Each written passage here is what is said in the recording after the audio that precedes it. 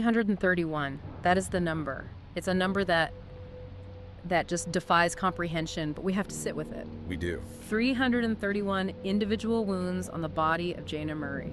Blunt force, sharp force, strangulation. And the medical examiner determined she was alive for the vast majority of them, still gasping for air. While her coworker, Brittany Norwood, systematically destroyed her. And beside that carnage, you have Brittany Norwood herself. Found the next morning, tied up with zip ties, superficially bleeding. Sobbing, claiming she was a survivor. Claiming they were both victims of two masked men monsters who had descended on the Lululemon store in Bethesda. But the moment investigators looked at the floor, that narrative didn't just crack. It shattered. It shattered because of a forensic impossibility. Yeah. The bloody footprints. They were massive-sized 14 Reebok sneakers. Which normally screams large male intruder. Exactly. But there was a huge problem. These weren't shoes that walked in from the street. These were sneakers taken directly from the Lululemon store's own display shelf. Inventory. Kept in the back for customers to try on. Brittany Norwood was not a victim. She was the director of a massacre. She staged a scene to look like a horror movie, but she forgot that forensics is based on physics, not storytelling. This is the Lululemon murder. This is the Silent Dossier. We have to start with the physical reality of Brittany Norwood herself. She's found, quote unquote, tied up in the back of the store on the morning of March 12, 2011. Right, and she's immediately transported to suburban hospital. And this is where the deception begins to unravel. Not in an interrogation room, but in a trauma bay. And we have a very specific observer here, Officer Colin O'Brien. He wasn't even a detective on the case at that moment. He was a uniformed officer. But he had a background as an Army medic. That's the key. He watches them bring Norwood in. He sees the cuts on her chest, her legs, her forehead. But then he sees something on her right hand that just stops him cold. It's a laceration, about 1 to 2 inches long, running right parallel to her thumb. Now, to a layman, that looks like a defensive wound. I put my hand up to stop the knife. But Officer O'Brien sees it completely differently. He understands the mechanics of leverage. Right. When you are stabbing something or someone with that much force over and over, your hand gets sweaty, it gets covered in blood, you lose friction. The hand slides down the handle of the blade. Exactly. That specific cut, parallel to the thumb, is the signature of the attacker, not the defender. It's the injury of someone whose grip slipped while driving a knife into another person.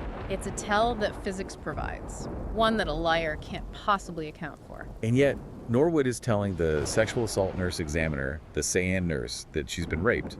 She claims she was sexually assaulted with a clothes hanger. I mean, she is building this horrific narrative of violation. But the clinical truth completely contradicts the story. Yeah. The exam reveals absolutely no evidence of sexual assault. None. It creates this massive dissonance. You have the story she's telling, which is hysterical and terrifying. And then you have the body map, Yeah. which is cold and contradictory. Her pants were torn at the crotch, yes. But it was a clean rip. It was staged. She inflicted those superficial cuts on her chest and forehead herself. She zip-tied her own hands and her own feet. She positioned herself to be found. It was a performance. And let's talk about the set design of this performance, because the robbery aspect was just as calculated. She moved Jana Murray's car. Right. She didn't just leave it.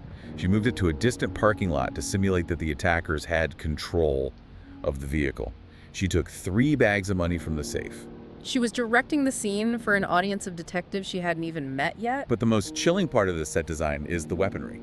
And this connects right back to that number 331. This wasn't a crime of passion. It wasn't someone grabbing the nearest heavy object and swinging once. No.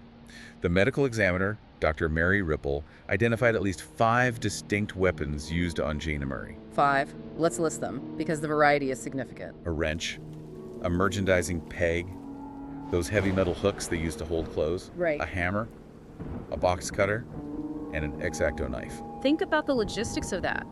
These items aren't all kept in a pile in one corner of a retail store. No. To use 5 different weapons implies that one broke or wasn't effective enough, or maybe she just grew tired of it. Which means she had to stop the attack, walk to another part of the store, retrieve a new tool, and then return to the victim. That creates a timeline. It creates premeditation. It proves this wasn't a sudden snap. It was a sustained, methodical effort to extinguish a life. It turns the crime scene into a duration event. This wasn't seconds, this was 20 minutes of slaughter. And we know about that timeline because there was an audience. The Apple Store, right next door to Lululemon. The walls were thick, but they weren't soundproof. And this is the acoustic evidence that just destroys Norwood's Night of Terror narrative. Norwood claimed there were two men barking orders using racial slurs, creating chaos. But the Apple Store employees who were there late working, they heard something very different. They heard the attack began shortly after 10 p.m. And it lasted over 20 minutes. They heard dragging, they heard thudding, they heard high-pitched squealing. But they also heard specific voices. Two female voices, not deep male voices, not a gang, two women. One was hysterical, the other was pleading. The witnesses heard phrases like, "Talk to me, don't do this, talk to me, what's going on?" And then chillingly, a different tone. "God help me, please help me." That is the sound of Jana Murray dying. And the forensics back this up completely. Jana suffered 105 defensive wounds. 105. Which means for a significant portion of those 20 minutes, she was fighting back. She was raising her arms, twisting away, trying to survive. So Norwood wasn't tied up in the corner watching this. She was the one inflicting it. The Night of Terror was real, but Brittany Norwood was the monster, not the witness. So now we have to analyze the psychology of the survivor mask. Norwood survives the night. She is rescued the next morning. And the transition from victim to suspect, it didn't happen instantly. No, the police initially treated her with kid gloves, as you would, as they should with a victim of such. Describe brutality. On March 12th, Detective Mackey interviews her at the hospital. Norwood is helpful. Oh, very helpful. She describes the masked men, one tall, one short. She gives details about their clothing black, ski masks. She is billing the phantom suspects. She's cooperative because she believes she's writing the script. Then we move to March 14th. Detectives visit Norwood's home. And the source material describes the scene as just incredibly casual. Right. The casual mask. They're sitting in her living room. She feels safe. She adds flourishes to the story to make it more believable, but really, they just make it more suspicious. She tells them the attackers knew her address because they found bills in her purse. She tells them the attackers said she was fun to feed. She's trying to sell the sexual motive, but her demeanor is coherent. She's cooperative. She thinks she's winning. But the pivotal moment, the moment the mask really begins to slip, is March 16th. Police invite her to the station. They tell her it's for elimination fingerprints and hair samples, standard stuff to clear a victim. But it's a ruse. Detective Drury is already suspicious. And the trial judge later watches the video of this interaction and is just stunned. Norwood acts amiable. She's animated, she's polite. She's chatting with the technicians like it's a social call. Yeah. There's a complete disconnect between a woman who was allegedly tortured 4 days ago and the woman sitting in that room. And there's a specific detail here that is just pure psychological warfare. The water. They offer her water, and she declines multiple times. The judge notes this is often a tactic used by people trying to hide nervousness or trying to avoid needing a bathroom break, which would interrupt their control of the situation. She didn't appear intimidated at all. She believed, as the court noted, that she had duped everyone. She walked out of that station thinking she was a genius, but she hadn't duped her own siblings. No. On March 17th, Norwood's brother and sister call the police. They say Brittany is withholding information out of fear. And this sets up the final confrontation on March 18th. She returns to the station. She thinks she can just tweak the story again. She tells them, "Oh, actually, the attackers made me move Jana's car." She's trying to explain away the forensic evidence, her DNA in the car, her movements. She's claiming she was forced to do it while the attackers watched her. It is just a desperate adjustment to a story that is already collapsing. And she's sitting there spinning this new web, and she gets frustrated. She actually says to Detective Drury, "We've been over this." That's the snap. That is the moment the victim persona fails and the arrogance just comes right through.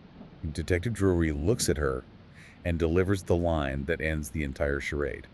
Every time we go over it, something else comes out. He tells her he doesn't believe her. And the police do something fascinating here. They don't just arrest her immediately. They bring her siblings into the room. They let the family see the reality. They explain to the brother and sister why Brittany is a murderer. It destroys the last of her defense mechanisms. She isn't the protected little sister anymore. She is the suspect. But we need to look at the trigger, the lure. Why did any of this happen? It's terrifyingly trivial. It all started over stolen yoga pants. That's it. Norwood had been suspected of shoplifting from the store. Jana Murray had confronted her about it. This wasn't some random explosion of violence. No, it was about covering up a minor crime. So, on the night of the murder, after they had both left the store, Norwood initiates the trap. At 9:51 p.m., she calls a co-worker, Isla Rabb. The wallet ruse. Norwood claims she left her wallet in the store. She gets Jana's number from Isla. She calls Jana. She asks her to come back to let her in.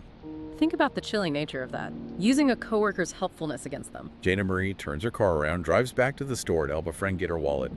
She walks into that store, and she never walks out. It is the weaponization of kindness. And it leads to the final haunting image of this case, the discovery on the morning of March 12th. Manager Rachel Ertley and Ryan Hove, an Apple Store customer who's waiting early for an iPad 2 release. They enter the store. And they hear moaning from the back of the store. Norwood's performance of being unresponsive when police arrived. But just think about the reality of her waiting all night in the dark with the body of the woman she killed. She waited all night, in the dark, covered in the blood of her colleague, preparing for her close-up. That is the definition of clinical psychopathy. The ability to compartmentalize the horror one has created just to secure one's own survival. The jury saw through it. It took 8 days of trial. They found Norwood guilty of first-degree premeditated murder. The sentence, life imprisonment without the possibility of parole. Because in the end, blood and physics do not lie. You cannot fake the biomechanics of a footprint. You can't fake the friction of a knife slip. Brittany Norwood staged a masterpiece of deception, but she forgot one thing. Blood doesn't lie. She wanted to walk out a survivor of a fictional attack. Instead, she was exposed as the sole architect of a real massacre. The dossier is closed. For now.